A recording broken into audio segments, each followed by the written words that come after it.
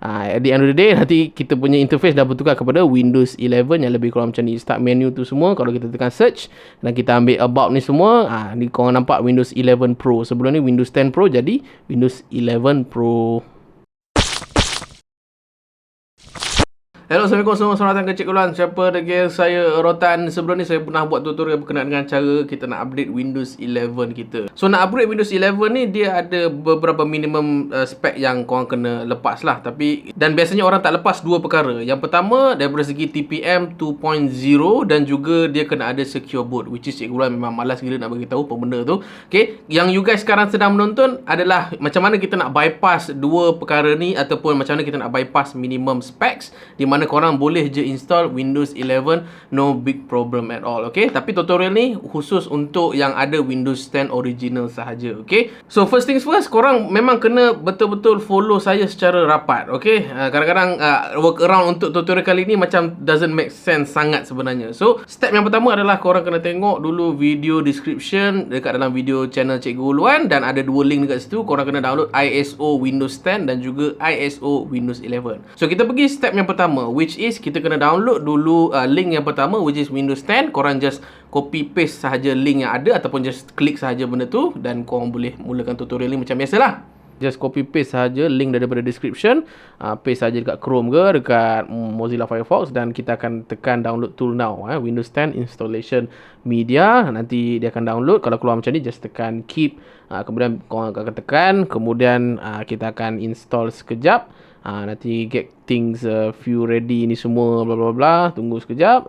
Yang ini just tekan accept sahaja, kemudian barulah kita boleh install macam biasa. Ambil second option, create installation media, and kita tekan next di situ. Yang lain ni biar sahaja macam ni, sebab dia akan auto detect kita punya Windows 10 yang version yang mana satu, dan kita akan tekan next. Kemudian kita akan ambil option yang second, which is ISO file. Okay, dan kemudian kita akan just tekan next, dan kita kena save dekat mana lah. Saya akan save dekat desktop. Saya tekan save, nanti dia akan download tu semua. So file agak besar jugalah, lebih kurang 4GB hingga 5GB macam tu untuk Windows 10. Okay, dah siap kat situ. Okay, dia dah save dekat desktop. So marilah kita pergi kepada desktop kita, dan saya suka letak desktop tu dekat sini lah, supaya korang boleh nampak side by side macam mana kita nak install nanti. Okay, dan kita akan klik kanan, dan saya akan rename lah sekejap. Saya lupa nak rename tadi. So saya rename balik pada Windows 10 ISO lah untuk rujukan tutorial kita. Takut orang tak faham pula kan. Yang kedua pula, korang just download je dulu file Windows 11 yang saya dah paste dekat dalam video description saya. Cumanya dia punya direction agak straightforward. Korang boleh download ISO secara terus lah. Ambil Windows 11 dan korang akan tekan download. Kemudian kita akan ambil product language, which is saya akan ambil biasanya English lah. Okay, untuk yang standard version untuk Windows 10 saya, dan saya akan tekan confirm. Alright, kemudian saya akan ambil 64-bit download ini. So dia akan download lah. Windows 11 ni dia punya size dia lebih kurang 5.1GB. Alright, dan prosedur seterusnya sama saja macam Windows 10 tadi, cumanya saya akan letak sebelah-sebelah supaya korang boleh nampak lah prosedur yang mudah cara nak install tanpa TPM dan juga secure boot tu lah kan. Jadi saya akan double klik sahaja kepada Windows 10 ISO, kemudian nanti dia akan buka lah file yang kita nak tu. Kita akan buka dan kita akan letak kat bahagian kanan. Nanti saya akan create new folder, klik kanan, dan kita akan ambil new dan ambil sahaja folder kita ni, dan saya akan rename kepada Win11 install, lebih kurang macam tu, supaya nak mudah faham lah. Okay, kemudian saya akan copy paste semua folder-folder yang ada pada Windows 10 ini. So Ctrl A, kemudian just Ctrl C, kemudian just Ctrl V untuk paste. Okay, standard copy paste. Nanti dia akan copy macam biasa lah. Okay.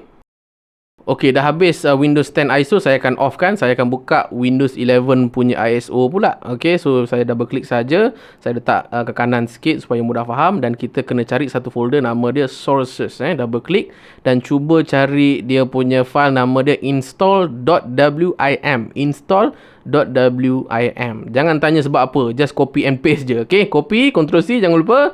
Ctrl C, pergi kepada folder Windows 11 install tadi, pergi kat sources yang sama juga. Kemudian kita as simple as paste sahaja. Okey. Alright, so nanti dia akan paste. File agak besar juga, dalam 4GB lebih. Okey, dah settle dekat situ. Saya padamkanlah folder untuk Windows 11 ISO sebab tak penting. Okey, saya hanya berpandukan folder yang kita dah copy paste tadi kan. So kita akan tekan back dan kita hanya ambil setup di situ. Okey. Dan bila kita buka, dia kata install Windows 10, ambil pilihan yang pertama, change how Windows setup tu, dan kita akan ambil second option, not right now. Ini yang paling penting dan kita akan ambil next. Kemudian kita just tekan accept saja. Nanti dia akan install lah semua bla bla bla. Dia dah tulis kat situ install Windows 11 dan juga keep personal files and apps. Dan kita tekan change what to keep. Korang nak file korang di delete ke, korang boleh tekan yang option yang first. Tapi kalau macam korang nak buat fresh format ataupun nak clean format, korang boleh tekan nothing di bawah. Okay, tapi untuk tutorial kali ni saya tak nak buang apa-apa file saja. Saya just nak tekan keep personal files apps. Kita tekan kat situ dan kita akan ambil option next di situ. Nanti dia akan install macam biasa.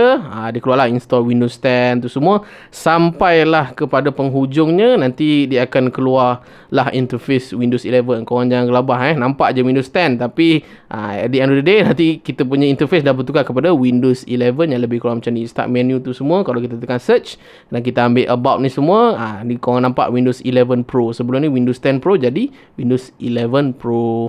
So sepanjang Cikgu Uluan test untuk laptop isteri Cikgu Uluan, so far so good lah. So far tak ada apa-apa big issue sangat. Melainkan saya dapati dia tak boleh nak update kepada Windows update yang paling latest. Ini memang betul pun, Microsoft pernah cakap mungkin dalam masa in the near future korang tak akan dapat update yang latest lah kepada geng-geng yang nak install tanpa melepasi minimum requirement ni kan.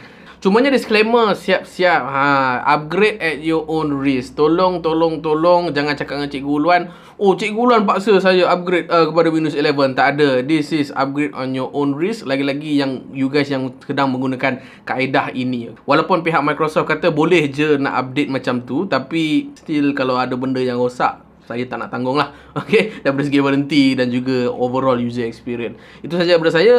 Apalagi juga tak tahu berkenaan dengan video editing ke video shooting tu semua, korang boleh roger dalam ruang komen di bawah supaya saya boleh buat banyak video upon request you guys. Itu saja daripada saya. Saya Cikgu Uluan. Saya pergi. Saya Tan.